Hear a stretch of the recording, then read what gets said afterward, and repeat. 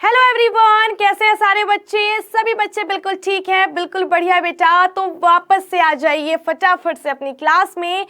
और बेटा यहाँ पे हम करने वाले हैं अपने चैप्टर नंबर 5 और आज उसका करने वाले हैं लेक्चर नंबर 4। ठीक है, तो भाई जल्दी से बता दो कि सारे बच्चों की पढ़ाई कैसे हो रही है और सभी बच्चों की तबीयत वगैरह सब सही चल रही है ना? कहीं पे बेटा कोई दिक्कत कोई परेशानी तो नहीं है? बहुत अच्छे से हो रही है सारी चीज़ें। कोई डाउट वगैरह है बेटा तो आप सभी बच्चे पूछा करो, कोई दिक्कत वाली बात नहीं है। मैं उसका आंसर बताऊंगी कि क्या होगा उसका एग्जैक्टली आंसर, और साथ ही साथ बच्चों मैं क्लास में भी डिस्कस कर दूंगी। राइट, तो आ जाइए फटाफट से सारे बच्चे। और बच्चे आज लेक्चर नंबर 4 में काफ़ी ब्रीफ में बेटा हम समझेंगे कि अगर हमें कोई ऐसा मिश्रण दे दिया जाए जहां पे हमें एक से अधिक पृथक्करण की विधि अपनानी हो तो हम कैसे अपनाएंगे, और इस विधि को आपको बहुत ही अच्छे तरीके से समझना होगा। ठीक है बच्चा, क्योंकि यहाँ पे आपको कौन कौन सी विधि लग रही है, कैसे लग रही है, ये सारी चीजें आपको समझनी होगी। ठीक बच्चा पार्टी, समझ में आया? चलो तो बेटा सभी बच्चे रेडी हो जाइए। और आज का जो हमारा टॉपिक है बिल्कुल छोटा सा टॉपिक आज हम करने वाले हैं, बहुत सिंपल वे में करने वाले हैं। तो बच्चा आज का टॉपिक है पृथक्करण की एक से अधिक विधियों का प्रयोग। ठीक है, हमने कौन कौन सी विधि बेटा पढ़ ली? पिछले लेक्चर में हमने वाष्पन विधि के बारे में पढ़ा कि हम वाष्पन विधि का प्रयोग कब करेंगे पृथक्करण में। जब बेटा जल में विलय पदार्थों को अगर हमें बोला जाए कि उसे अलग करना है तब हम वाष्पन विधि का प्रयोग करेंगे, जिसमें जो जल है वो भाप बन करके ऊपर उठ जाता है और शेष क्या रह जाता है, जो उसमें घुलनशील पदार्थ है। ठीक है, तो बच्चे वहां पे हमने वाष्पन विधि का प्रयोग देखा था। उसके बाद बेटा समुद्र से जो हमें नमक प्राप्त होता है, क्योंकि समुद्र का जो जल होता है वो खारा होता है, उसमें नमकीन पानी क्या होता है बेटा? खारा का मतलब है नमकीन होता है, लवणीय जल होता है, तो उसे भी वाष्पीकरण विधि द्वारा ही हम नमक को प्राप्त करते हैं। ठीक है, तो बच्चे यहाँ पे हमने सारी विधियों को ऑलमोस्ट हमने पढ़ लिया। ठीक है, ऑलमोस्ट नहीं मतलब सारे पढ़ लिए। कौन कौन सा अभी तक हमने पढ़ा है एक बार वापस से रिकॉल कर लेते हैं। तो बेटा हमने पढ़ी है, सबसे पहले हमने पढ़ा हस्तचयन, उसके बाद बेटा चालन विधि हो गए, थ्रेशिंग हो गया, निष्पावन हो गया, अवसादन, निस्यंदन और निस्तारण हो गया। ठीक है, वाष्पन विधि हो गए। तो इन विधियों को पढ़ने के बाद अब बारी आती है बेटा कि अगर इन सभी विधियों में से अगर हमें किसी मिश्रण में एक से ज्यादा विधियों का प्रयोग करना होगा तो हम कैसे करेंगे, और उस तरह के मिश्रण को हम कैसे समझेंगे कि यहाँ पे विधि जो है वो एक से ज्यादा लगने वाली है। और वो बेटा आपको क्वेश्चन समझ के खुद ब खुद आपको दिमाग में आ जाएगा कि यहाँ पे एक विधि से काम चलने वाला नहीं है। ठीक है बच्चा, तो चलिए देखते हैं फटाफट से। तो बच्चे देखो, इस विधि का प्रयोग हम कब करेंगे? जब आपके पास दो ऐसे पदार्थ हो, है ना, दो ऐसे पदार्थ हो जो क्या हो सकते हैं, आपस में मिश्रित हो सकते हैं और वो दोनों ठोस हो। सपोज दैट जैसे बेटा आपको बोल दिया जाए कि सैंड और सॉल्ट, यानी कि जो रेत है, रेत और नमक के मिश्रण को, ठीक है, रेत और नमक के मिश्रण, ये बेटा अभी रेत है हमारे पास, ये नमक है। अगर इन दोनों को हमने मिला दिया, यानी कि रेत और नमक दोनों को अगर हम एक साथ मिला दें, ठीक है, तो उस मिश्रण में से अगर आपको बोला जाए कि भाई रेत और नमक को अलग अलग करो, तो आप कैसे करोगे? ठीक है बच्चा, इंटरेस्टिंग है ना?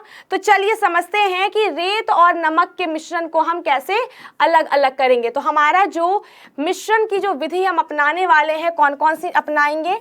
तो पहले हम मिश्रण बना लेते हैं, रेत और नमक का मिश्रण। ठीक है, रेत प्लस नमक, और इसे हमें क्या करना है? रेत और नमक को अलग अलग पृथक करना है। ठीक है, तो भाई देखो, जब बेटा हम इसे मिलाएंगे, मान लीजिए कि हमने एक ले लिया बर्तन, ठीक है, एक बर्तन हमने ले लिया और इसमें हमने रेत डाल दिए, ठीक है बच्चा, और इसमें हमने नमक भी डाल दिए। ठीक, ये दोनों हमारे पास मिल गया मिश्रण। ये हमारे पास क्या मिल गया? ये हमें मिल गया मिश्रण। अब इस मिश्रण में से अगर हमें रेत को अलग पृथक करना है और नमक को अलग पृथक करना है तो हम कैसे करेंगे? तो अब स्टेप बाय स्टेप अपन चलेंगे। ठीक है, तो सबसे पहले बच्चा, सबसे पहला जो स्टेप होगा वो हम क्या करेंगे? इन मिश्रण को, यानी ये जो बेटा हमारा मिश्रण था, इसे हम पानी में घोल लेंगे। जैसे कि यहाँ पे बच्चा, इस पानी में हम क्या करेंगे, इस पानी में हम नमक और रेत का जो मिश्रण है उसे हम पानी में अच्छे से मिला लेंगे, पानी में घोल देंगे। ठीक है बच्चा। अब एक चीज यहाँ पे आप ऑब्जर्व करना, क्या करना बच्चा, नमक जो है ना, अगर हम नमक और रेत दोनों को मिला रहे हैं तो नमक तो बेटा विलय पदार्थ है ना, ये क्या है, विलय पदार्थ है। और अगर हम बात करें किसकी, रेत की बात करें, तो रेत क्या है बेटा, अविलय है, यानी ये नहीं घुलेगा पानी में। ठीक, तो यहां से हमें फायदा मिल गया, क्या फायदा मिल गया कि मैम अगर नमक और रेत के मिश्रण को अगर हम पानी में घोलेंगे तो जो नमक है वो पानी में घुल जाएगा, लेकिन रेत नहीं घुलेगा, रेत हमें ऊपर का ऊपर ही दिखता रहेगा। तो अब बच्चे एक बात बताओ, अब सिंपली आपके पास क्या है, नमक तो पानी में घुल गया। अब अगर हम एक तरह से अगर इमेजिन करें तो हमारे पास नमक और रेत का मिश्रण है, तो उसे हम कैसे अलग अलग करेंगे, उसे हम कैसे अलग अलग करेंगे। तो अब बेटा हम अपनाएंगे क्या, ये हमने ग्लास में ले लिया। अब जो बेटा हमारे पास है, अब हमारे पास है मिश्रण कुछ इस तरीके से, यहाँ पे हमारे पास रेत के कण हैं, ठीक है, और इसमें पानी में जो है नमक वो मिला हुआ है, वो मैं अभी नहीं दिखा रही, वो मिला हुआ है, आपको समझना है। तो अब बच्चे, अब हम क्या करेंगे, इसे थोड़ी देर छोड़ देंगे, ठीक है, बिना हिलाए डुलाए, बिना डिस्टर्ब किए हुए इसे हम छोड़ देंगे। अब छोड़ने के बाद हमें क्या मिलेगा, तो मैम हमें यहाँ पे दिखेगा कि जो रेत के जो कण हैं, रेत के जो कण हैं वो बेटा भारी कण है ना, तो वे सभी क्या हो जाएंगे, धीरे धीरे पेंदी के नीचे बैठ जाएंगे, धीरे धीरे पेंदी के नीचे बैठ जाएंगे। तो बेटा इस विधि को हम क्या बोले, इस विधि को हमने बोला अवसादन। तो यहाँ पर एक विधि हमने इस्तेमाल कर ली, अवसादन विधि। ठीक, अब बच्चे हम क्या करेंगे, अब हमारे पास पानी तो नीचे बैठ गया, तो अब हम क्या करेंगे, अब हम एक और ग्लास लेंगे, ठीक है। अब बेटा हम क्या करेंगे, एक और ग्लास लेंगे, मान लो यहाँ पे हमने एक ग्लास ले लिया। अब बच्चे इसमें से जो पानी घुला हुआ नमक है, ठीक है, पानी में घुला हुआ नमक, यानी कि नमक और पानी का जो मिश्रण है वो हम इसमें डाल करके अलग कर लेंगे। तो यह जो विधि हुआ बेटा, यह विधि कौन सा विधि है बताओ, निस्तारण विधि। कौन सी विधि हो गई बेटा, निस्तारण विधि। एक विधि हमने इस्तेमाल करी, दूसरी विधि हमने इस्तेमाल करी, ठीक, निस्तारण विधि हमने इस्तेमाल कर लिया, ठीक बच्चा। अब क्या करेंगे, अब तीसरी विधि पे चलेंगे। तो तीसरी विधि, अब हमारे पास बेटा सिंपली नमक और पानी का मिश्रण है, किसका है, नमक और पानी का मिश्रण। तो हम क्या करेंगे, उसे एक केटल में भर देंगे, एक केतली में, और इसे हम क्या करेंगे, वाष्पन विधि द्वारा, किसके द्वारा बेटा, वाष्पन विधि द्वारा अब हम इसे क्या करेंगे, उसे गर्म करेंगे। तो गर्म करने से अब केटल का जो बेटा ढक्कन है वो बंद है, ठीक है, तो भाप किधर से निकलेगा, इधर से भाप निकलता जाएगा, ठीक। और ये भाप क्या है, ये भाप जल ही तो है, तो धीरे धीरे सारा जल गर्म होकर के भाप के रूप में निकलता जाएगा, ठीक। और ये तब तक हम उबालेंगे जब तक सारा का सारा जल जो है वो भाप में ना परिवर्तित हो जाए, ठीक। अब ध्यान से समझना यहाँ पे। अब बच्चों यहाँ पे हम क्या करेंगे, चिमटे की मदद से एक ढक्कन यहाँ पे रख देंगे, और उसके ऊपर में अगर आप चाहो तो बर्फ रख दो, ताकि बर्फ जो ढक्कन है वो क्या हो बेटा, ठंडा हो, ठीक। तो अब ये इधर से तो भाप तो जा रहा है, भाप किसके ऊपर जा रहा है बेटा, ढक्कन के ऊपर। तो ढक्कन क्या है, ठंडा है। भाप अगर भाप ठंडे ढक्कन पे पड़ेगा तो वो किस में परिवर्तित हो जाएगा, जल के रूप में परिवर्तित हो जाएगा, और यहाँ से ड्रॉप बाय ड्रॉप यानी बूंद बन करके यहाँ पे हमें पानी मिलता जाएगा, और यहाँ पे हमें नमक मिल जाएगा। तो यहाँ पे बच्चा हमने वाष्पन विधि को अपनाया। तो देखो, अब अगर शुरू से अगर देखो तो बेटा यहाँ पे अवसादन विधि से हमने क्या कर लिया, हमने रेत को पा लिया, उसके बाद बच्चा वाष्पन विधि से हमने नमक को पा लिया, और साथ ही साथ संघनन से हमने पानी को भी पा लिया। नमक और रेत दोनों को हमने अलग अलग कर दिया, और साथ ही साथ हमें पानी भी मिल गया। तो यह जो मिश्रण था ये तीनों क्या हो गए बेटा, अलग अलग हो गए। और यहाँ पे हमने 3 विधियों का इस्तेमाल किया। बेसिकली बेटा हमने 3 विधियों का इस्तेमाल किया। तो इस तरह के जो मिश्रण होंगे वहां पे बच्चे हमें एक पृथक्करण की विधि से काम नहीं चलेगा, यहां पे हमें एक से अधिक पृथक्करण की विधि अपनानी होगी। समझ में आया? इजी था ना? बस हमने क्या किया, हमने बस थोड़ा बेटा दिमाग लगाया कि हम कैसे कैसे कर सकते हैं। तो स्टेप बाय स्टेप अपन आगे बढ़ेंगे तो हमारा जो पृथक्करण है वो होता चला जाएगा और हमें मिश्रण में से हम पदार्थ को पृथक करते जाएंगे। ऑल राइट, यहां तक सभी को समझ में आया? यस और नो बेटा? जल्दी से एक बार थम्स अप दिखा दो कमेंट में अगर चीजें समझ में आ गई है बच्चे लोगों को तो। जल्दी से बेटा, जल्दी से। ठीक है, वेरी गुड वेरी गुड। तो अब बच्चे ये तो हमारा लास्ट टॉपिक था, ये जो चैप्टर है हमारा यहाँ पे बेटा ये लास्ट टॉपिक था। मैंने थोड़े थोड़े करके पढ़ाए हैं ताकि आप चीजों को अच्छे से विजुलाइज कर सको, राइट। तो अब बच्चे मान लो कि इसी तरीके से अगर आपको और मिश्रण दे दे, जैसे मान लो कि आपको बेटा दे दे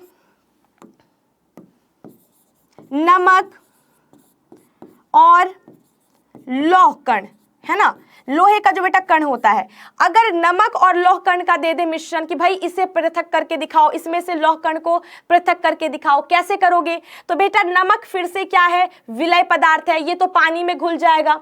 अवसादन विधि से हमें लौह कण मिल जाएगा क्योंकि लौह कण जो है वो मिलेगा नहीं पानी में। उसके बाद फिर से हम इसे निस्तारण विधि से हम मिश्रण को पालेंगे, फिर वाष्पन विधि से हमें नमक मिल जाएगा। ठीक, तो इस तरह के बेटा जिसमें एक पदार्थ क्या हो, पानी में घुलनशील हो और दूसरा अघुलनशील हो, तो उस पदार्थ को अगर हमें पृथक करना है, मिश्रण को पृथक करना है, तो हमें वहां पे एक से अधिक विधि को अपनाना होगा। ठीक है, ऑल राइट, समझ में आ गया? चलिए बेटा, वेरी गुड। तो आगे बढ़ते हैं और कुछ क्वेश्चंस की प्रैक्टिस करते हैं और देन बेटा हमारे आने वाले लेक्चर्स में हमें क्या मिलेगा, हमें एनसीईआरटी एक्सरसाइज मिलेगा जिसमें हम ये देखेंगे कि हमने कितना सीखा है पृथक्करण वाले चैप्टर में। तो वो तो बेटा हम करेंगे अपने आने वाले लेक्चर में, लेकिन आज के लिए हम कुछ क्वेश्चंस की करेंगे प्रैक्टिस। ठीक है, तो देखो ये जो बच्चा है, ये बच्चे का नाम है बूझो। आप सभी बच्चे जानते होंगे इसे, है ना, आप सभी बच्चे जानते होंगे, आपके बुक में है ना बूझो एक, आप ही लोगों की तरह। तो ये दिखा रहा है थम्स अप, आप लोगों को बोला ना मैंने कि कमेंट में थम्स अप दिखाओ, तो ये दिखा रहा है यस मैम हमें तो समझ में आ गया। तो बच्चे आप लोगों को आया कि नहीं, तो आप लोग बच्चे भी जल्दी से बता दो मुझे कमेंट में। ठीक है, चलिए तो बेटा आगे बढ़ते हैं और क्वेश्चन को देखते हैं आंसर कितने बच्चे कर पाते हैं। तो बेटा क्वेश्चन है, शुद्ध पदार्थ वे पदार्थ है जो खाने में शुद्ध हो, जिन्हें छानकर और वाष्पित कर पृथक किया जा सके, जिसमें सभी अणु समान प्रकृति के हो, जो विभिन्न तत्वों के मिश्रण हो। मुझे इन चारों क्वेश्चन ऑप्शन में से कौन सा ऑप्शन करेक्ट है वो बेटा आपको आंसर देना है। जल्दी बताइए फटाफट से, आपके पास 10 सेकंड का टाइम है, जल्दी से बताइए फटाफट। आ गया आंसर? क्या होगा बच्चा? तो बेटा शुद्ध पदार्थ वे पदार्थ होते हैं जिनमें सभी अणु क्या होते हैं बेटा, समान प्रकृति के होते हैं, वे शुद्ध पदार्थ कहलाते हैं। ठीक है, चलो नेक्स्ट क्वेश्चन। वायु है शुद्ध पदार्थ, समांगी मिश्रण, विषमांगी मिश्रण या ऑक्सीजन और नाइट्रोजन का यौगिक? तो ये क्वेश्चन के लिए भी बेटा आपको 10 सेकेंड्स मिलते हैं, जल्दी से आंसर करके बता दीजिए, जल्दी से बेटा फटाफट से। हो गया डन बच्चा? चलिए तो आपका जो 10 सेकेंड्स है वो बेटा बिल्कुल हो गया समाप्त। और बेटा जो वायु है वो है समांगी मिश्रण। ठीक, चलिए आगे बढ़ते हैं। समांगी मिश्रण बेटा पता है ना कि मिश्रण, वैसे मिश्रण जिसमें घुले हुए जो मिश्रित पदार्थ है वो हमें नहीं दिखते हैं। ठीक है, चलो आगे बढ़ते हैं। बालू और लोहे की छीलन को पृथक किया जा सकता है बिनकर, चुंबकीय पृथक्करण द्वारा, फटक कर या फिर बेटा चाल कर। तो देखो बहुत सिंपल है बेटा, चुंबकीय पृथक्करण भी पृथक्करण की एक विधि है। जैसे मान लीजिए कि बालू और लोहे की छीलन है ना, बालू और लोहे की छीलन को बेटा अभी तो मैंने आपको बताया कि उसे हम मिश्रित करके भी अलग अलग कर सकते हैं। लेकिन बेटा उसके लिए हम एक और विधि अपना सकते हैं, चुंबकीय पृथक्करण विधि, जिसमें हम चुंबक लगा करके जो लोहे के कण होंगे वो आकर्षित हो जाएंगे चुंबक में और लोहे हमें क्या मिल जाएंगे, शेष रह जाएंगे। ठीक है, तो चुंबकीय पृथक्करण द्वारा भी हम सब्सटेंसेस को सेपरेट कर सकते हैं। ऑल राइट, तो ये बेटा 3 ऑब्जेक्टिव क्वेश्चंस थे जो आपको प्रैक्टिस के लिए था। नेक्स्ट लेक्चर में बेटा हम एनसीईआरटी एक्सरसाइज करेंगे, तो आप सभी बच्चों के लिए ये काम है कि ये चैप्टर को शुरू से लेकर के एंड तक अच्छे से रिवाइज कर लीजिएगा और फिर बेटा अपन करेंगे एनसीईआरटी एक्सरसाइज। ठीक है, तो हमारे चैनल के साथ इसी तरीके से बने रहिए और जुड़े रहिए। शेयर, सब्सक्राइब और लाइक करना मत भूलिए। मिलते हैं अपने अगले लेक्चर में, तब तक के लिए बेटा bye bye and take care.